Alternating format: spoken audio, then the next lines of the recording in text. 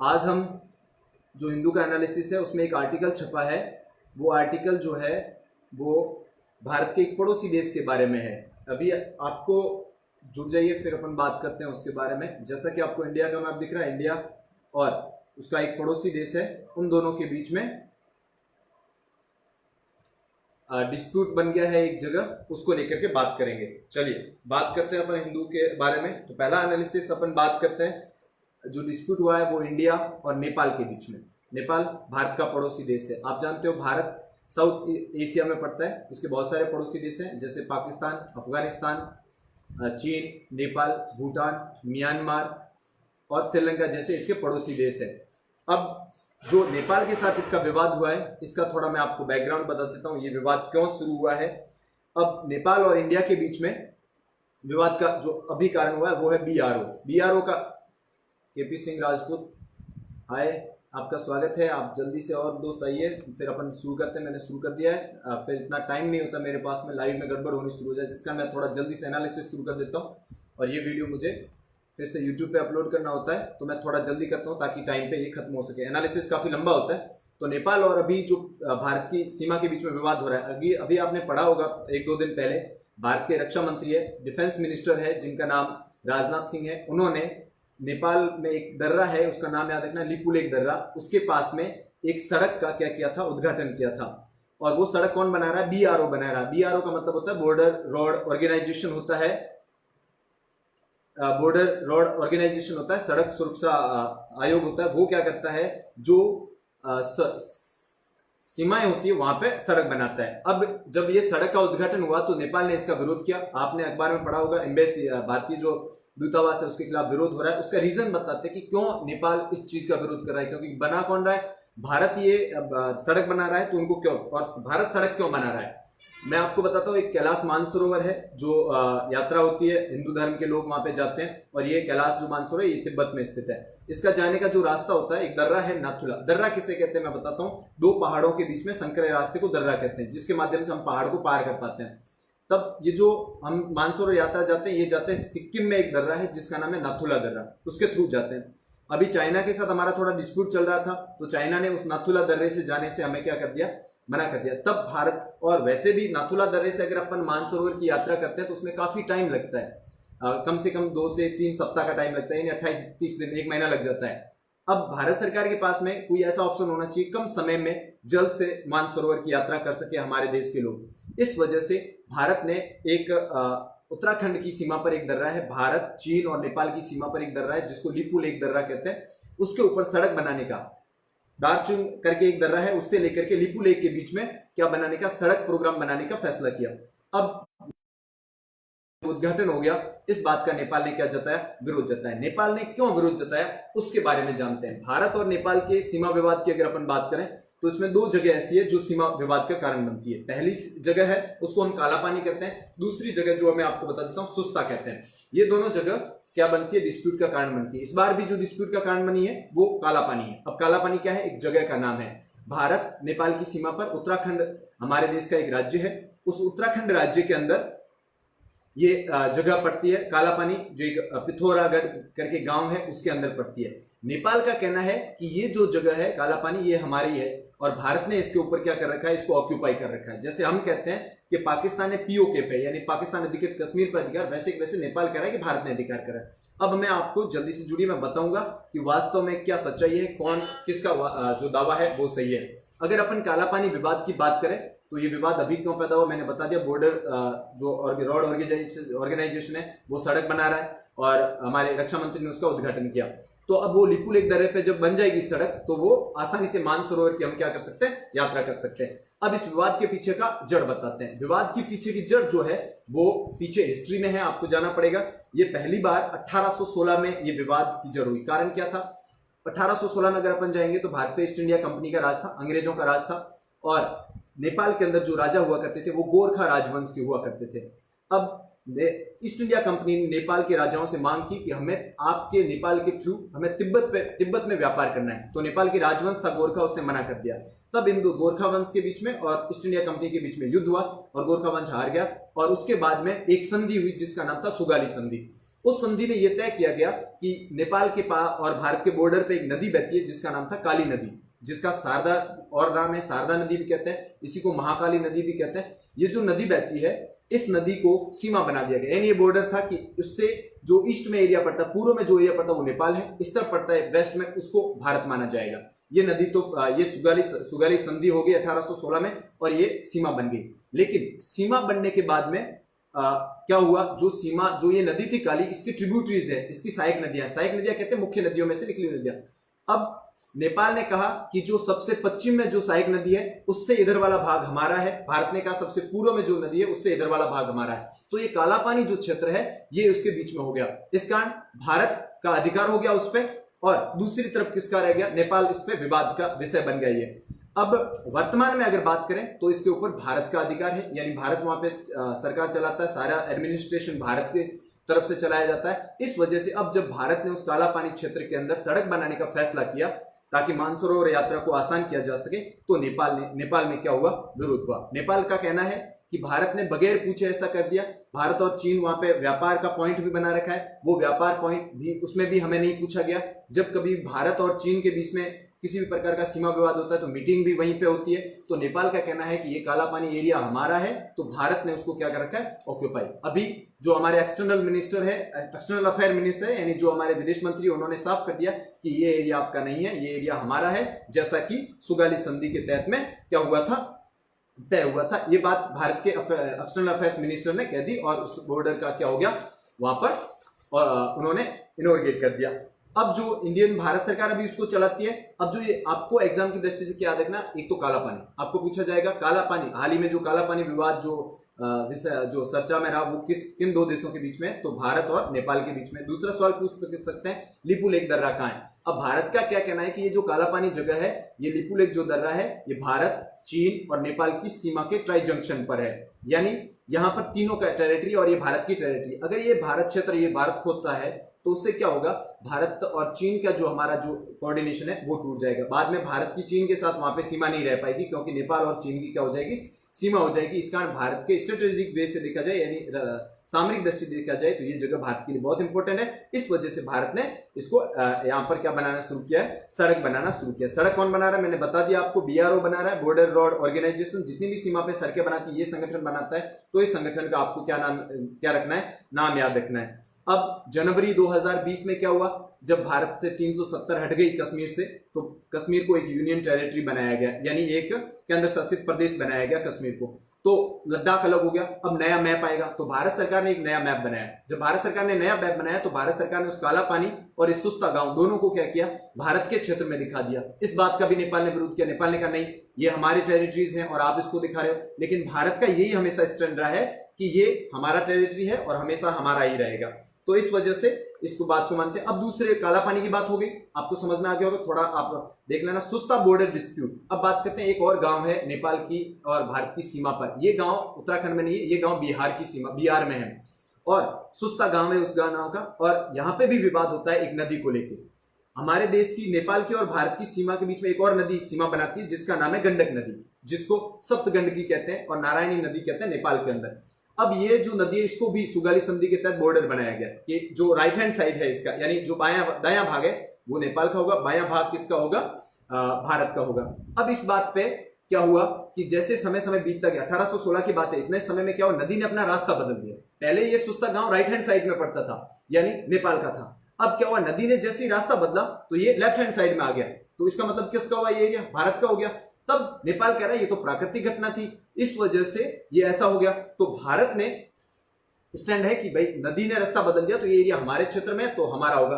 तो आपको ये दो जगह आपको याद रखनी है, एक तो कौन सी, काला पानी, और दूसरा कौन सा है, सुस्ता। इसको लेके विवाद चल रहा है। भारत जो नेपाल की जो सरकार है उसने भी काफी क्या किया है, इस मुद्दे को उठाया। तो ये जब करंट में था तो मैंने आपको इन दोनों चीजों के बारे में अच्छे से बताया। ये चीजें आपको ध्यान रखिए ताकि आने वाले एग्जाम में आपको क्या मिल सकता है इससे संबंधित। अब आप सोचिए किसी भी संधि में लिखे हुए शब्द कितने इंपॉर्टेंट होते हैं। वो राइट हैंड साइड लिखा हुआ था, नदी जब तक राइट हैंड साइड बहती थी तब तक सुस्ता किसका था, नेपाल का। जैसे नदी ने रास्ता बदला लेफ्ट हैंड साइड में आ गई, अब लेफ्ट हैंड साइड में ये जगह आ गई तो अब ये किसका होगा, भारत का। अगर संधि, तो हम ज्यादातर क्या करते हैं, संविधान में कुछ भी लिखा होता है उसको इतना सीरियसली नहीं लेते हैं, कि क्या फर्क पड़ता है, लेकिन जो संधियों में और संविधान में लिखी हुई चीजें होती है वो बहुत इंपॉर्टेंट होती है, इस कारण हमें उन्हें सीरियसली लेना पड़ता है। अभी तो अपने बात की नेपाल और भारत की, ये हमारा पड़ोसी देश है। अब बात करते हैं भारत और अफगानिस्तान के बारे में। इसका भी एक एडिटोरियल 9 मई को छपा था, जो मैं कल नहीं दे पाया, गेस्ट थे मेरे पास में, इस वजह से आज उसके बारे में बताया, क्योंकि बहुत इंपॉर्टेंट इंटरव्यू था। अब एक यूएस अमेरिका जो है, आपने देखा होगा अभी हाल ही में 29 फरवरी 2020 को अमेरिका और तालिबान के बीच में, तालिबान आप जानते हो अफगानिस्तान का एक विद्रोही समूह है जो क्या करता है वहां पे पिछले 20 साल से 19-20 साल से क्या हो रहा है, अमेरिका की सेना और अफगानिस्तान का जो तालिबान है उनके बीच में युद्ध चल रहा है। और अब ये दोनों चाहते हैं कि इसको किसी भी तरह से, इस विवाद को खत्म किया जाए, इस युद्ध को खत्म किया जाए और शांति बहाली की जाए। तो 29 फरवरी 2020 को दोहा, कतर का देश है, दोहा एक जगह है, वहां पे एक मीटिंग हुई और इन दोनों के बीच में, तालिबान और अमेरिका के बीच में शांति समझौता हुआ कि अब तालिबान देगा और उनको सरकार बनाने का मौका दिया जाए या फिर सरकार में उनकी भागीदारी सुनिश्चित की जाए। तो अमेरिका ने कहा है कि वो ऐसा करेगा और उनके जो ट्रूप्स वहां पे, जो उनकी सेना वहां पे है, उसको धीरे धीरे वो क्या कर देगा, निकाल देगा। ये कब हुई? 29 फरवरी 2020 को। इंपॉर्टेंट है, याद रखनी है, कतर दोहा में हुई थी। उसका थोड़ा अपन डिटेल में जानते हैं। अमेरिका की तरफ से इस ट्रीटी को जिसने साइन किया था उस व्यक्ति का नाम बताता हूं, वो भारत आए थे अभी 9 मई को। उनका नाम है जलमई खलीलजाद। ये व्यक्ति है जिन्होंने इसको साइन किया था अमेरिका की तरफ से तालिबान के साथ में। ये भारत क्यों आए? पहला कारण तो ये भारत इसलिए आए क्योंकि ये जब मीटिंग हुई थी, पीस मीटिंग, इसमें भारत का कोई योगदान नहीं था, इन लोगों ने भारत को शामिल नहीं किया था।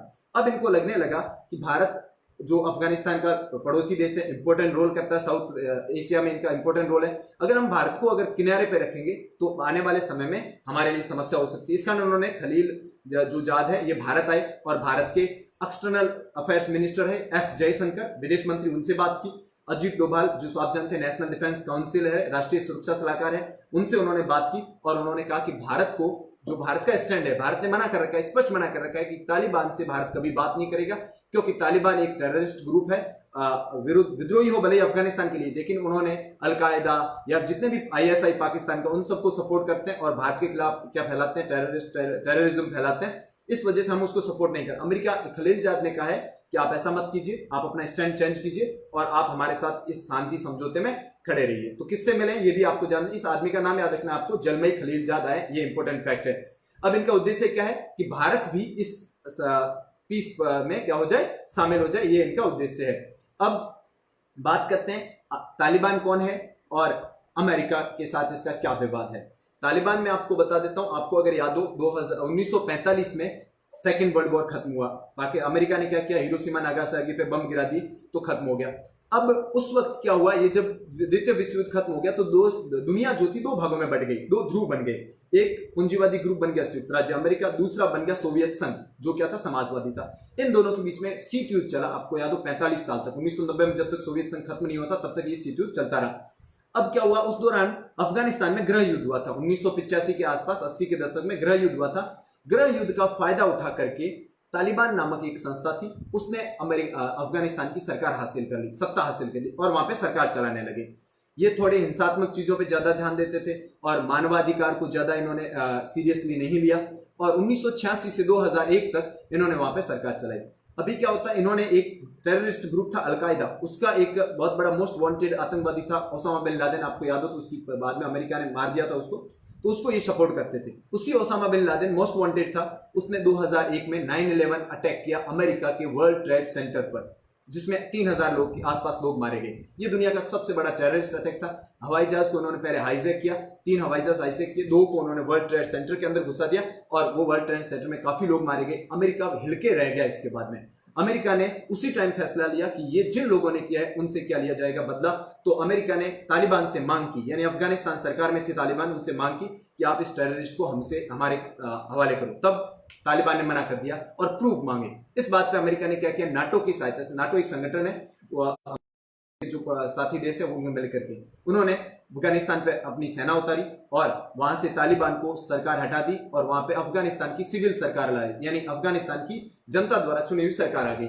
और उसके बाद से तालिबान और अमेरिका के बीच में क्या चलना शुरू हो गया, ये वॉर चलना शुरू हो गया। हर साल जहां जहां तालिबान है वहां वहां अमेरिका उन लोगों को मारता है, वहां पे तालिबान भी अमेरिकी एम्बेसी पे अटैक करता है, कभी अफगानिस्तान की, कभी भारत की एम्बेसी पे अटैक करता है। ये युद्ध 2001 से चल रहा था। उसके बाद में क्या हुआ, अमेरिका को लगा कि जो वहां की सरकार है वो सरकार इतनी मजबूती से हैंडल नहीं कर पा रही, क्योंकि 70% एरिया तालिबान के अंडर में। इस वजह से अमेरिका को लगा कि हमें तालिबान के साथ बातचीत करनी चाहिए, तो उन्होंने बातचीत का दौर शुरू किया। जब बातचीत का दौर किया तो कौन कौन देश इस बातचीत में शामिल हो गए वो मैं आपको बताता हूं। वो शामिल होने वाले 6-2-1 देश है। 6 देश कौन कौन से हैं जो अफगानिस्तान के पड़ोसी है, ध्यान से सुना आप 6 देशों के नाम में, China, Iran, Pakistan, Turkmenistan, Tajikistan and Uzbekistan. ये देश 6 देश थे। 2 और देश हैं, रूस और अमेरिका, एक खुद अफगानिस्तान। आपने इन नामों में कहीं इंडिया को नहीं सुना, यानी इस पीस डील के अंदर इंडिया का कहीं पे भी नाम नहीं था, इंडिया का कोई योगदान, क्योंकि इंडिया ने स्पष्ट मना किया था कि तालिबान को अगर आप शांति व्यवस्था बात करते हो तो हम उसका सहयोग नहीं कर सकते, क्योंकि ये हमारे देश में क्या फैलाते हैं, टेररिज्म फैलाते हैं, इस बात को लेकर के। और इसके अलावा यूएन के जो 5 वीटो पावर वाले देश है, यानी अमेरिका, रूस, चाइना, फ्रांस और इंग्लैंड, ये भी इस पीस में डील में शामिल है। अब आप समझ सकते हो सब इस पीस डील में शामिल है, यानी शांति समझौते में शामिल है। कौन शामिल नहीं है? भारत। तब खलीलजाद या अमेरिका को लगा कि भारत को भी शामिल करना चाहिए। इस बात को लेकर के वो भारत आए और इस यात्रा में भारत को शामिल होने के लिए इन्होंने क्या किया है, यहां पर इन्होंने आग्रह किया है। अब भारत क्या कह रहा है, भारत का क्या स्टैंड है, भारत क्यों मना कर रहा है कि भाई हम क्यों शामिल नहीं होना चाहिए? भारत का कहना है नो टॉक। भारत की पहली पॉलिसी क्या थी, कभी वो तालिबान के साथ बात नहीं करेंगे, अगर वो बात करेंगे तो अफगानिस्तान की सरकार से, जो अशरफ गनी जो अभी राष्ट्रपति है उनसे बात करेंगे। और भारत अशरफ गनी की जो सरकार है उसके साथ बहुत सहयोगात्मक रिश्ते हैं। वहां का पार्लियामेंट बन रहा है, संसद बन रही है अफगानिस्तान, उसमें भारत का सहयोग है।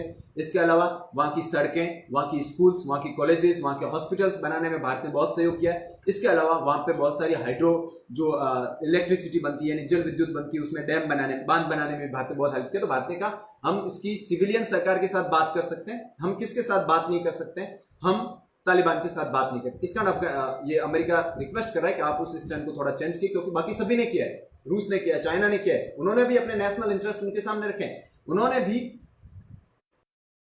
आपका वीडियो साफ नहीं दिख रहा है जी, मैं कोशिश करता हूं। अब आप इसमें इन्होंने बात की एंड अलाई ऑफ पाकिस्तान, उन्होंने कहा कि ये जो आप तालिबान है ये पाकिस्तान का सहयोगी है। और इसके अलावा इन्होंने कंधार हाईजैक हुआ था, अगर आपको याद हो, वाजपेयी सरकार के समय भारत का एक हवाई जहाज था, उसके यात्रियों को उन्होंने हाईजैक करके कंधार अफगानिस्तान में रख दिया था, फिर 4 टेररिस्ट छुड़वाए थे इसके बदले में।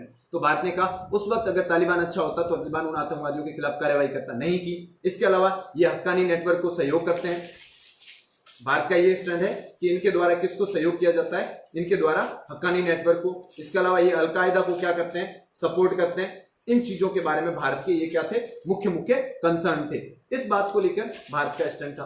अब अमेरिका ने कहा है कि आप क्या कीजिए, हमने जब ये संधि की है उस संधि में ये शर्तें रखी है कि तालिबान किसी के साथ में क्या नहीं करेगा, वॉर नहीं करेगा, वायोलेंस नहीं फैलाएगा, आतंकवादियों का साथ नहीं देगा, और आप हमारे साथ आइए। अभी इस पे बात चल रही है, भारत क्या स्टैंड लेता है वो कभी अगर न्यूज में रहा तो मैं आपको बताऊंगा।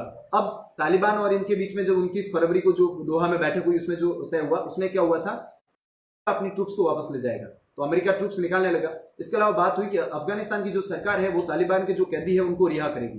तो सरकार है उन्होंने कहा कि हम इनके रिहाई कर देंगे, लेकिन रिहाई के पीछे शर्त है ये लोग को हम प्रिजनर इसमें शामिल नहीं होंगे, हिंसा में शामिल नहीं होंगे। इस बात पे विवाद हो गया, तो इस वजह से ये पीस डील भी काफी डावांडोल स्थिति में है। क्या होता है ये भी देखने वाली बात होगी। और इसके अलावा ये खलीलजाद जो भारत आए ये भी इंपॉर्टेंट है। इस कारण आपको इन दोनों चीजों को, ये एडिटोरियल में था हिंदू के, मैंने आपको लेके आए, तो इस चीजों को आपको थोड़ा सीरियसली लेकर के पढ़ना है। अब बात करते हैं अपन, एक और इश्यू है जो अभी काफी क्या रहा, चर्चा के अंदर रहा, वो है फेक न्यूज। सबसे बड़ा इश्यू है, इसके ऊपर भारत की सरकार ने कुछ नियम जारी किए हैं। बीपीआरडी एक मंत्रालय होता है, सॉरी एक संस्था होती है जिसका नाम होता है bureau of police and research and development संस्था है। इस संस्था ने कुछ गाइडलाइंस जारी की है, वो आपको मैं बताना चाहूंगा। एडिटोरियल भी था हिंदू में और बहुत इंपॉर्टेंट है। फेक न्यूज में आप समझते हो किसी भी ऐसी प्रकार की सूचना किसी को बहकाने के लिए दी जाती हो और उसके पीछे उसका अलग इंटेंट हो, मोटिव गलत हो, यानी समाज में असुरक्षा फैलाना, समाज को विभाजित करने जैसे, उसको फेक न्यूज कहते हैं। तो ये वहां पे अभी सरकार ने गाइडलाइन जारी किया कि आप अगर कोई फेक न्यूज फैलाता हुआ पकड़ा जाता है तो उसके खिलाफ क्या हो सकता है। तो आपको बताते हैं कि किसने जारी की है, बीपीआरडी ने, bureau of police and research development. किसके अंडर काम करता है, मिनिस्ट्री ऑफ होम अफेयर्स के अंडर काम करता है, यानी गृह मंत्रालय के अधीन काम करता है। इन्होंने गाइडलाइन इश्यू की है और जो एजेंसी है उनसे रिक्वेस्ट की है कि आप इन गाइडलाइंस को अच्छे से क्या कीजिए, लागू कीजिए, ताकि आगे से फेक न्यूज फैले नहीं। फेक न्यूज क्या होती है बता दूं, ऐसा इंफॉर्मेशन, ऐसी सूचना जो गलत तरीके से, गलत उद्देश्य से फैली जाती हो और जो समाज में क्या करती हो, टेंशन फैलाती हो, उसे कहते हैं। इनके पीछे ऑब्जेक्टिव होता है, कोई क्यों गलत न्यूज फैलाएगा। एक तो प्रोपेगेंडा होता है, इनको अपनी कोई मानसिकता या किसी भी प्रकार की विचारधारा को फैलाना होता है। मिस इन्फॉर्मेशन यानी गलत सूचना देनी होती है। Social unrest, financial and political exploitation, इसके अलावा इनका उद्देश्य होता है राजनीतिक फायदा उठाना। ये सारी चीजें होती है। इस वजह से कौन लोग हो सकते हैं, कहां से फैलाया जा सकता है, दो सोर्सेज हो सकते हैं इसके, एक तो स्टेट और एक नॉन स्टेट। स्टेट क्या होते हैं, कई बार कई सरकारें होती है जो इस तरह के फैला सकती है। कई बार क्या होती है, कुछ इन्होंने गाइडलाइंस, नॉन स्टेट एजेंसीज होती है। नॉन स्टेट एजेंसीज की बात करें, टेररिस्ट ग्रुप हो गए, वो गलत इंफॉर्मेशन फैला देते हैं। रिलीजियस ग्रुप हो गए, वो कई बार किसी कम्युनिटी के खिलाफ गलत इंफॉर्मेशन फैला देते हैं। प्राइवेट कंपनीज, मीडिया, जैसे मीडिया समूह है, अपनी टीआरपी बढ़ाने के लिए, अपनी रीडरशिप बढ़ाने के लिए क्या कर सकते हैं, ऐसा कर सकते हैं। Fake news, anti social elements, असामाजिक तो तत्व होते हैं, वो भी ऐसा कर सकते हैं। इसका गाइडलाइंस जारी करना जरूरी हो गया। क्यों जरूरी हो गया मैं बताता हूं आपको। ऐसा नहीं है कि ये फेक न्यूज अभी शुरू हुई है, ऐसा नहीं है, हजारों सालों से ये क्या है, साबित है। अगर आप हिस्ट्री में जाते हैं, प्राचीन समय का होंगे, उन युद्धों में क्या होता था, दूसरा जो राजा होते थे, ये राजा क्या करते थे, एक दूसरे राजा के खिलाफ मिस इन्फॉर्मेशन फैलाते थे कि आप, तेरा सैनिक मेरे पक्ष में, आप कैसे युद्ध लड़ोगे, हमने उसको अपनी तरफ मिला लिया। इस वजह से राजा उस पर बिलीव कर लेता था और कई बार युद्ध हार गए थे। गिरिसुमेल का युद्ध अगर आपको याद हो, मालदेव को मिस इन्फॉर्म किया गया था कि आपके जो दो लोग हैं वो मेरे साथ मिले हुए। शेरशाह सूरी ने ऐसा किया और वो युद्ध हारना पड़ा था, अगर आपको याद है, मुट्ठी भर बाजरे के लिए हिंदुस्तान की बादशाह खोला वाला युद्ध। तो वो मिस इन्फॉर्मेशन थी, वो भी एक तरह का फेक न्यूज था। वैसे कि वैसे वर्तमान में युद्ध नहीं होते हैं, लेकिन समाज में अनरेस्ट फैल सकता है। मैं आपको बताता हूँ, एक उदाहरण बताता हूँ इसका, फेक न्यूज क्या होती है। अभी आपने देखा होगा कि पीछे 2018-19 में एक फेक न्यूज चली थी कि बच्चों को उठा लिया जाता है, किडनैप किया और किडनी निकाल लेते हैं। ऐसा वास्तव में कोई नहीं था, ये गलत व्हाट्सएप मैसेज था, फेक न्यूज थी। अभी संस्थाओं ने साबित किया है, स्टडी में साबित हुआ है। और उसके दौरान 100 लोगों को लिंच भी किया गया था इस गलत फेक न्यूज की वजह। इसका सरकार बहुत ज्यादा कंसर्न होगी इसके बारे में, और सरकार ने क्या जारी किया है, बीपीआरडी जो ये संस्थान है, इसने क्या जारी किया, गाइडलाइंस जारी किए। अगर अपन गाइडलाइंस की बात करें तो गाइडलाइंस से उन्होंने कहा है कि जो डिजिटल न्यूज चैनल्स हैं, उनको अगर किसी भी प्रकार का ऐसा वीडियोस या फिर पिक्चर्स ऐसे न्यूज फैलाते हैं तो उनके खिलाफ कार्रवाई होनी चाहिए। इसके अलावा डीप फेक वीडियोस, अब क्या होता है, डीप फेक वीडियोस क्या होते हैं, आजकल इतनी टेक्नोलॉजी आ गई है कि लोग क्या करते हैं, फेक न्यूज बनाने के लिए वीडियो को इतना अच्छे तरीके से बना देते हैं कि आप उसको ऐसे लगता है जैसे ऑथेंटिक वीडियो, सही वीडियो 5 बार 10 बार देखने के बाद भी हम नहीं निकाल पाते हैं। इस वजह से इन्होंने कहा कि इन ऐसे वीडियोस को आप अच्छे तरीके से चेक कीजिए, जो एजेंसीज होती है, और उसके बाद ऑथेंटिसिटी चेक कीजिए। अगर कोई गलत, उसके खिलाफ कार्रवाई होनी चाहिए। इसके अलावा इन्होंने आर्टिकल जो छपते हैं हमारे अखबारों में, उन आर्टिकल्स के बारे में भी लिखा है कि ये आर्टिकल छपने से पहले जो महत्वपूर्ण, जो ट्रस्टेड न्यूज चैनल्स हैं, उनके थ्रू छपने चाहिए और उनके क्रॉस चेक होना चाहिए, यानी उसको चेक करना। जैसे आपने कभी दैनिक भास्कर और अखबार को देखा होगा, वो फैक्ट चेक करके एक पेज लेके आता है, यानी कोई ऐसी व्हाट्सएप पे कोई ऐसी न्यूज फैली, फेक न्यूज, उसका फैक्ट चेक करता है कि ये सही है कि नहीं। बीबीसी पे भी आपने देखा होगा,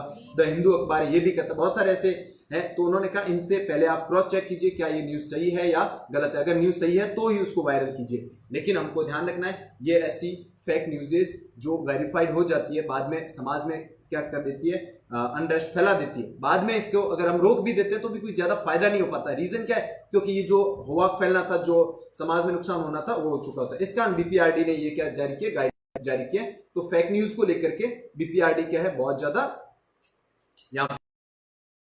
ज्यादा चिंतित है। इस वजह से आपको ध्यान रखना है, आप ऐसे किसी भी प्रकार के इस तरह के फेक न्यूज मामलों में आप क्या नहीं होंगे, शामिल नहीं होंगे। अब अगर अपन आगे बात करें तो यहां पर अगली जो न्यूज मैं आपके लिए लेके आया हूं वो पर्यावरण से संबंधित है, यानी पर्यावरण संरक्षण से संबंधित न्यूज है। वो ये है कि फॉरेस्ट टॉर्टोइज एक प्रकार का कछुआ होता है, जो कहां पे पाया जाता है, इसके अलावा उत्तराखंड में, नॉर्थ ईस्ट जो भारत के उत्तरी पूर्वी राज्य है, उनमें पाया जाता है। अभी IUCN ने, international union of for conservation of nature ने क्या की, घोषणा की है कि ये जो टॉर्टोइज है, ये कछुआ है, जो साल फॉरेस्ट कछुआ, ये इंडेंजर्ड क्या हो चुका है, यानी खतरे वाली सूची में आ गया है। ये कुछ समय बाद में क्या हो सकता है, खत्म हो सकता है, यानी डेंजर्ड स्पीसीज बन चुका है, प्रजाति बन चुका है। और उसका कारण यह है कि यहाँ के लोग इसको क्या करते हैं, शिकार करते हैं खाने के लिए। इसके अलावा इसकी पोचिंग करते हैं, यानी इंटरनेशनल मार्केट, ट्रेड मार्केट में इसको बेचते हैं और इसकी एक स्टडी हुई है। अभी स्टडी किसने किया, मैं आपको संस्था का नाम बताता हूं, WII, wild life institution of India. ये एक संस्था है जो वन्य जीवों के बारे में स्टडी करती है। उस स्टडी में यह कहा गया है कि इन कछुओं की जो 80% जनसंख्या है, 80% जनसंख्या में कमी आई है। 29 प्रजातियों में से 23 प्रजातियां समाप्ति की ओर है। और इसका उन्होंने रीजन बताया है कि पहला तो हंटिंग यानी इसका जो शिकार होता है वो, दूसरा इन्होंने बताया है अनप्रोटेक्टेड एरिया में ये पाए जाते हैं और लोगों ने वहां पे अपने हैबिटेट बना दिए, यानी लोगों ने अपने निवास स्थान बना दिए वहां पे और लोग वहां पे क्या कर रहे हैं, रहने शुरू हो गए। इसकी वजह से ये खत्म हो रहे हैं। दूसरा, नॉर्थ ईस्ट इंडिया में अगर आप जाते हो, उत्तरी पूर्वी भारत में जाते हो, तो वहां एक प्रकार की कृषि होती है जिसको कहते हैं झूम खेती। झूम खेती को आप जानते हो, एक स्थानांतरित खेती है, यानी एक जगह खेती नहीं की जाती है। हम लोग तो एक जगह खेत में करते हैं, वो क्या करते हैं, एक जगह खेती किया 2 साल के लिए, फिर वो जमीन अगर अनउपजाऊ हो जाती है तो वो जमीन छोड़ करके आगे और जंगलों को जला करके वहां खेती करते हैं। कई बार जब जंगलों को ये लोग जलाते हैं तब जंगल में आग लग जाती है और ऐसे टॉर्टोइज जो होते हैं, यानी जो इस तरह के जो ये कछुए होते हैं, मारे जाते हैं। और ये वाइल्ड लाइफ में कहा गया है, इस स्टडी में ये कहा गया है कि ये जो है इसकी वजह से भी क्या हुआ है, इनकी जनसंख्या में कमी आई है। इसके अलावा WII ने क्या किया, world life institution of India ने क्या कहा है, इन्होंने कहा है कि ये रेप्टाइल्स की श्रेणी में आते हैं और किसकी श्रेणी में, एम्फीबियंस की श्रेणी में आते हैं। रेप्टाइल्स क्या होते हैं, जो रेंगने वाले जीव होते हैं, जैसे कछुआ हो गया, सांप हो गया, ऐसे जीवों की श्रेणी में एम्फीबियंस जैसे मेंढक वगैरह, उभय। तो वहां पे उन्होंने क्या कहा है कि ये जो रेप्टाइल्स होते हैं या एम्फीबियंस, मैमल्स की तुलना में, मैमल्स बोलते हैं हम लोग स्तनधारी जीवों को, जैसे मनुष्य हो गया, टाइगर्स हो गए, एलिफेंट्स हो गए, ये मैमल्स की श्रेणी में आते हैं। और जैसे ये आपके रेप्टाइल्स आते हैं, सांप वगैरह या कछुए वगैरह, मगरमच्छ वगैरह, ज्यादा ध्यान नहीं देती है।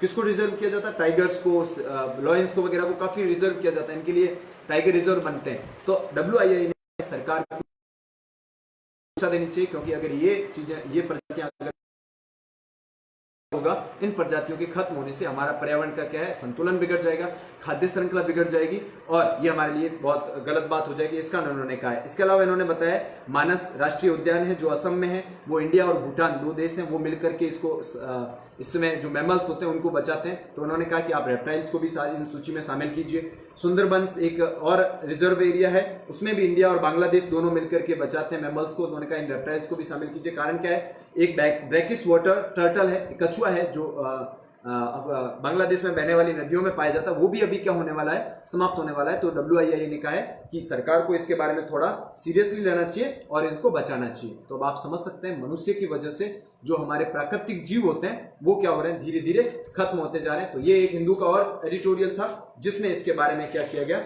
मेंशन किया गया। अब अपन बात करेंगे इसके आगे, हम जो हमारी बात होगी वो PM केयर्स पे होगी।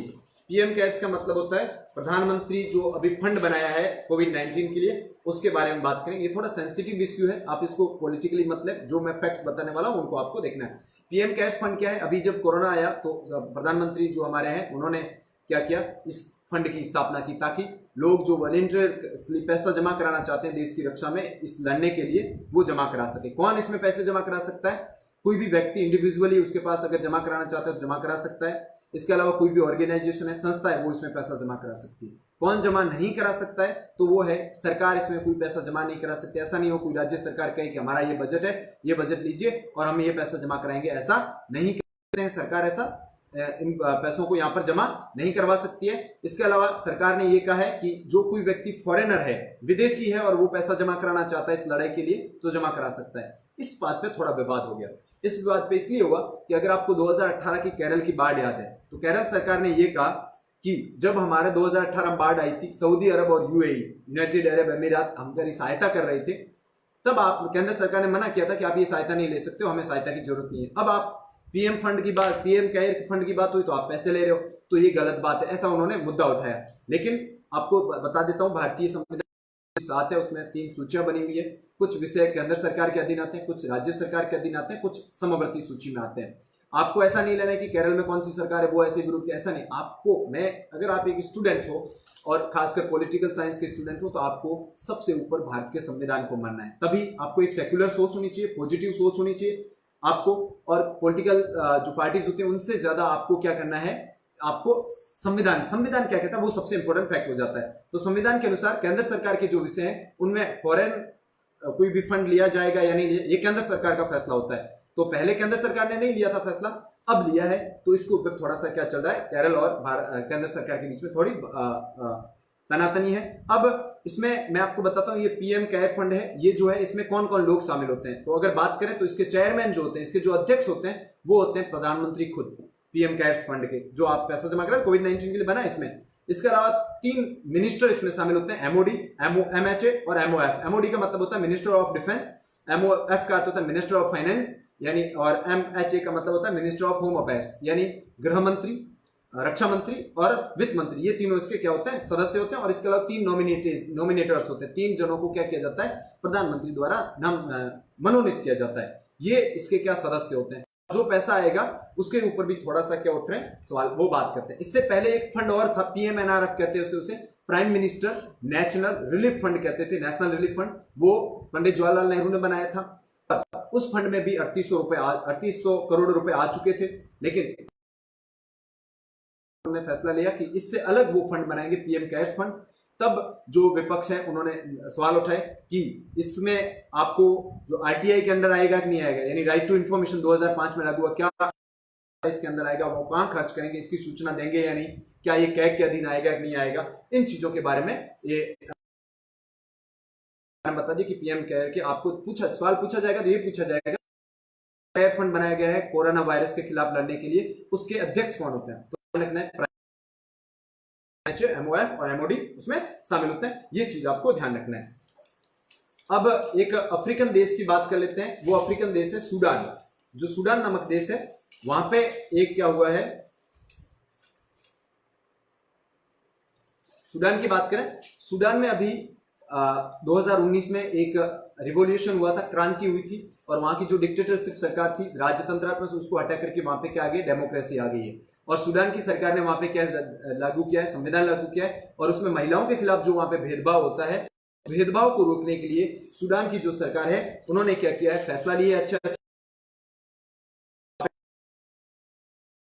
तो ये भी आपको ध्यान रखना है, कौन सा देश है साउथ अफ्रीका का लोकतंत्र आया, तो आपको ध्यान रखना है वो सूडान है, वहां पे ऐसा हुआ है। क्योंकि आप जानते हैं अफ्रीकन जो कंट्रीज है उसमें अरब क्रांति के तहत अलग अलग देशों में, चाहे वो मिस्र हो या फिर सूडान हो, केन्या हो, इन देशों में पहले क्या थी, राजतंत्रात्मक सरकारें थी। अब क्या हुआ है, वहां लोकतंत्र आ रही है और वहां पे अच्छी सरकारें चल रही है। ये हमारे लिए अच्छी बात है, क्योंकि अफ्रीका जो है वो, और ऐसे महाद्वीप में अगर डेमोक्रेसी जैसी चीजें आती है तो वो उस महाद्वीप को आगे बढ़ने में क्या कर सकती है, हेल्प कर सकती है। अब एक छोटे से और पड़ोसी देश की बात कर लेते हैं जो अखबार में आया था, उसके बारे में बात करते हैं। वो है मालदीव।